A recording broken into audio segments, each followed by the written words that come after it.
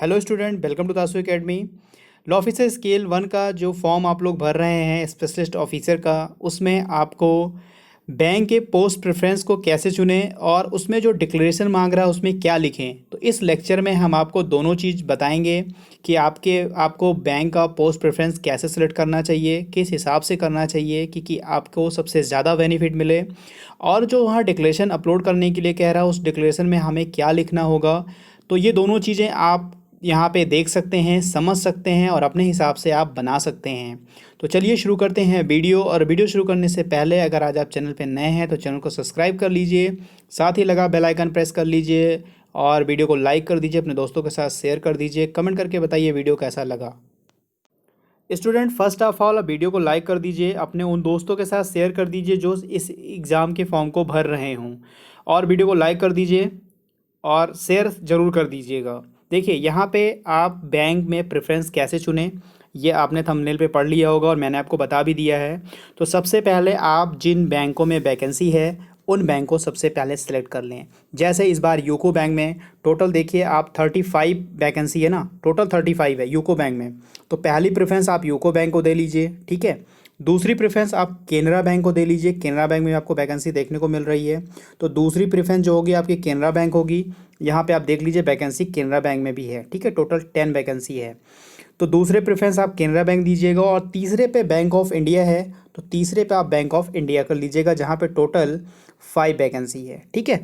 3 बैंकों में सिर्फ वैकेंसी है और तीनों हमने 1 2 3 पे सेलेक्ट कर लिया है। अब उसके बाद हमें क्या करना है, तो जो हमारा हो गया है वो हम थोड़ा सा कर देंगे। जैसे बैंक ऑफ इंडिया हो गया है और यूको बैंक हो गया है और यूको बैंक के बाद केनरा बैंक हो गया है, ठीक है। उसके बाद देख लीजिए कुछ बैंकों के सामने एनआर लिखा हुआ है, ठीक है। एनआर का मतलब है नॉट रिपोर्टिंग, यानी जब आईपीपीएस के द्वारा ये नोटिफिकेशन आउट किया गया, रिलीज़ किया गया, तब तक इन बैंकों के द्वारा उनके पास इस पोस्ट को लेकर कोई भी इंफॉर्मेशन नहीं दी गई, कोई रिपोर्टिंग नहीं दी गई कि हमारे यहाँ पोस्ट अवेलेबल हैं या नहीं। लेकिन अगर रिपोर्टिंग नहीं की गई है तो इसका ये मतलब नहीं है, अगर उनके पास इन दौरान एग्ज़ामिनेशन के दौरान या एग्ज़ामिनेशन प्रोसेस पूरा होने से पहले पहले अगर उनके पास रिक्रूटमेंट होती है, उनका एचआर डिपार्टमेंट, ठीक है, अगर उनके पास रिक्रूटमेंट ओपन हो जाती है, खाली हो जाती है, तो वो उस दौरान आईबीपीएस को रिपोर्ट कर देंगे। तो आप जो है इसके बाद वैसे देखिए ना, बिल्कुल मतलब इसमें नहीं कि 100% ये चीज़ होती है, बट अगर उन्होंने रिपोर्ट नहीं किया, उनके पास अगर वैकेंसी होती है तो वो रिपोर्ट करते हैं, अन्यथा नहीं करते हैं। बाकी पंजाब नेशनल बैंक ने भी रिपोर्ट किया है, नॉट रिपोर्टेड है। बाकी आप देख लीजिए जैसे बैंक ऑफ महाराष्ट्र ने रिपोर्ट किया है बट उनके पास कोई स्केल 1 की रिक्रूटमेंट अभी भी इस सीज़न के लिए यानी इस प्रोसेस के लिए जो 10 का है खाली नहीं है। ऐसे आप कई बैंक को इंडियन ओवरसीज बैंक में भी देख सकते हैं, यूनियन बैंक ऑफ इंडिया में देख सकते हैं, ठीक है।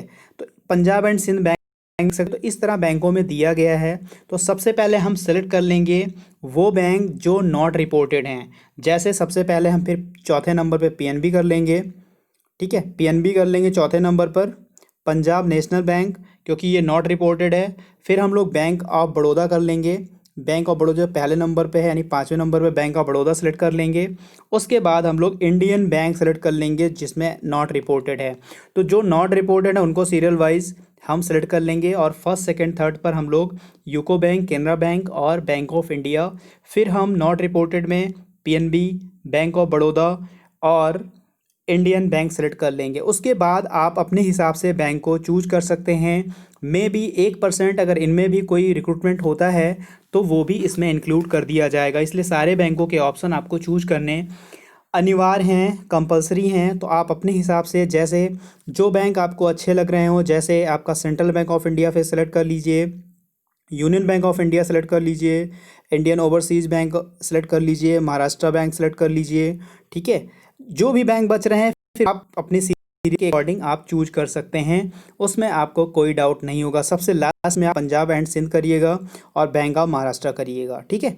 यानी सबसे लास्ट में होगा पंजाब सिंध, उससे ऊपर होगा बैंक ऑफ महाराष्ट्र। तो ये प्रेफरेंस आप इस तरीके से चूज करिएगा, आपको 100 मिलेगा, ठीक है।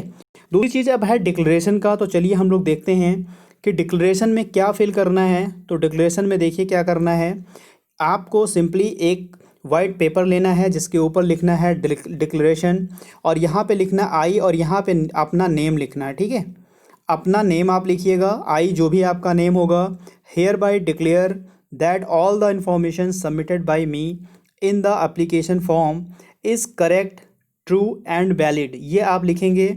आई will present the supporting documents as and when required, ये आप लिखने के बाद इसको आप इसकी इमेज खींच लीजिएगा। इमेज खींचने के बाद इसको 20 to 50 KB के बीच आप इसको बना लीजिएगा और सीधा सीधा आप वहाँ पे अपलोड कर लीजिएगा।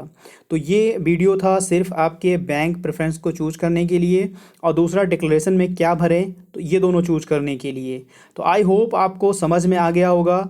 अब आप फॉर्म को पूरी तरह अच्छे से भर सकते हैं, और अगर आपको अच्छा लगा हो तो वीडियो को प्लीज़ शेयर कर दीजिएगा, लाइक कर दीजिएगा, अपने दोस्तों के साथ शेयर कर दीजिएगा, और जो स्टूडेंट नए होंगे चैनल पे वो ज़रूर इस चैनल को सब्सक्राइब ज़रूर कर लेंगे और बेल आइकन भी प्रेस कर देंगे। चलिए मिलते हैं नेक्स्ट वीडियो में। God bless you to all, thank you for watching.